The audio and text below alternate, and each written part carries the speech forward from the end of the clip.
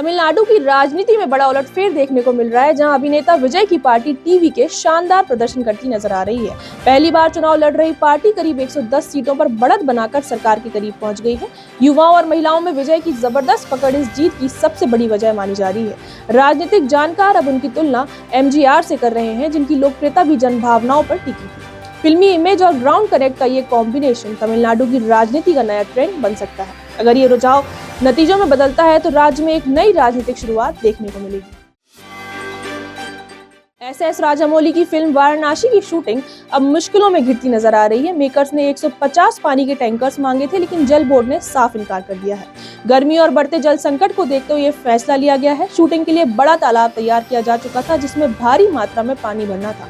अब सवाल ये है कि मेकर्स इस संकट से कैसे निपटेंगे और शूटिंग कब तक जारी रख पाएंगे। इस फैसले ने फिल्मी इंडस्ट्री में संसाधनों के इस्तेमाल पर भी बहस छेड़ दी है। भागलपुर के विक्रमशिला सेतु का स्लैब टूटने से बड़ा हादसा टल गया, लेकिन पुल पूरी तरह बंद कर दिया गया है। इस पुल के बंद होने से हजारों लोगों की रोजमर्रा की आवाजाही प्रभावित हो गई है। प्रशासन ने तुरंत एक्शन लेते हुए गंगा में मुफ्त नाव सेवा शुरू कर दी है। घाटों पर भारी भीड़ और लंबी कतारें देखी जा रही हैं। लोग घंटों इंतजार कर रहे हैं। अधिकारियों ने सुरक्षा को प्राथमिकता देते हुए सीमित क्षमता में नाव संचालन के निर्देश दिए हैं। फिलहाल मरम्मत कार्य शुरू करने की तैयारी की जा रही है, लेकिन इसमें समय लग सकता है। प्रधानमंत्री नरेंद्र मोदी मई में 4 यूरोपीय देशों के दौरे पर जाएंगे। इस दौरान व्यापार, तकनीक और रणनीतिक साझेदारी जैसे अहम मुद्दों पर चर्चा होगी।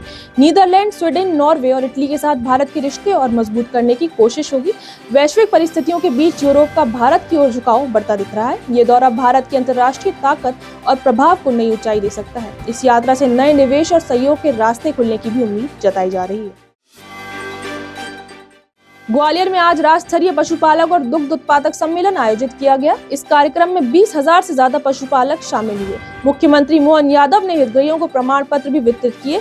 सरकार का फोकस दुग्ध उत्पादन बढ़ाने और किसानों की आय बढ़ाने पर रहा। इस सम्मेलन के जरिए ग्रामीण अर्थव्यवस्था को मजबूत करने का संदेश दिया गया। साथ ही नई योजनाओं और तकनीकों को भी पशुपालकों तक पहुँचाने की कोशिश हुई। जबलपुर के बरगी डैम हादसे में जहां 13 लोगों की मौत हुई, वहीं कई बहादुर चेहरों ने इंसानियत की मिसाल पेश की। गुड्डी बाई ने साड़ी के पल्लू से डूबती महिला को बचाया, जबकि 18 साल की पार्वती ने पानी में कूदकर जानें बचाई। तेज तूफान और लहरों के बीच ग्रामीणों ने अपनी जान जोखिम में डालकर रेस्क्यू किया। कुल 28 लोगों को सुरक्षित बाहर निकाला गया, जो इन स्थानीय हीरो की हिम्मत का नतीजा है। इस घटना ने सिस्टम की कमी और आम लोगों की ताकत दोनों को उजागर कर दिया है। अब प्रशासन पर सुरक्षा इंतजाम को लेकर सवाल भी उठने लगे हैं। मुजफ्फरपुर में एक शादी के दौरान ऐसा खुलासा हुआ जिसने सबको हैरान कर दिया। रात भर धूमधाम से शादी की रस्में पूरी हुई और किसी को कोई शक नहीं हुआ, लेकिन विदाई के वक्त दूल्हे से 200 के नोट की पहचान पूछी गई, जिसमें वह फेल हो गया। दूल्हे ने 200 के नोट को 2000 का नोट बता दिया, जिससे परिवार को शक हो गया। जांच करने पर पता चला कि असली दूल्हे की जगह कोई और युवक मंडप में बैठा हुआ था। दुल्हन पक्ष ने इसे धोखाधड़ी बताते हुए तुरंत शादी से इनकार कर दिया। मौके पर हंगामा हुआ और पुलिस को बुलाना पड़ा, जिसने मामला शांत कराया। आखिरकार बारात बिना दुल्हन के लौट गई और पुलिस ने जांच शुरू कर दी है। गोरखपुर में एक पैक कांस्टेबल की शादी उस वक्त सुर्खियों में आ गई जब बारात निकलने से ठीक पहले बड़ा बवाल हो गया। दूल्हे की कथित प्रेमिका पुलिस के साथ सीधे उसके घर पहुंच गई और गंभीर आरोप लगा दिए। युवती का कहना है कि कांस्टेबल ने शादी का झांसा देकर 2 साल उसका शोषण किया। इसी बीच जब दूसरी शादी की तैयारियां चल रही थी तो उसने मौके पर पहुंचकर हंगामा कर दिया। अचानक हुए इस घटनाक्रम से शादी का माहौल अफरा तफरी में बदल गया और गाँव में भीड़ जुट गई। हंगामे के बीच दूल्हा मौका देखकर फरार हो गया, जिससे बारात पूरी तरह रुक गई। फिलहाल पुलिस आरोपी की तलाश में जुटी है और पूरे मामले की जांच जारी है। कनाडा की खुफिया एजेंसी ने अपनी ताजा रिपोर्ट में खालिस्तानी चरमपंथियों को बड़ा खतरा बताया है।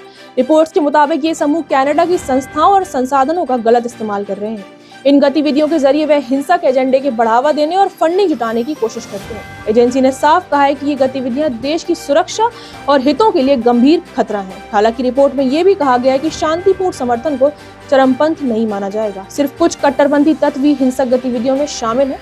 इस रिपोर्ट के सामने आने के बाद भारत कनाडा रिश्तों पर भी असर पड़ सकता है। अंतर्राष्ट्रीय स्तर पर भी इस मुद्दे पर चर्चा तेज होने की संभावना है।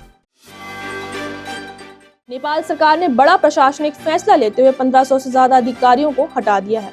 सरकार ने इन नियुक्तियों को राजनीतिक बताते हुए एक साथ रद्द कर दिया है। इस फैसले के बाद कई बड़े सरकारी संस्थानों में शीर्ष पद खाली हो गए हैं।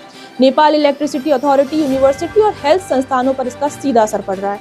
विशेषज्ञों का मानना है कि इससे प्रशासनिक कामकाज में रुकावट आ सकती है। कई विभागों में फैसले लेने की प्रक्रिया धीमे पड़ने का खतरा है। हालांकि सरकार इसे पारदर्शिता और जवाबदेही बढ़ाने की दिशा में बड़ा कदम बता रही है।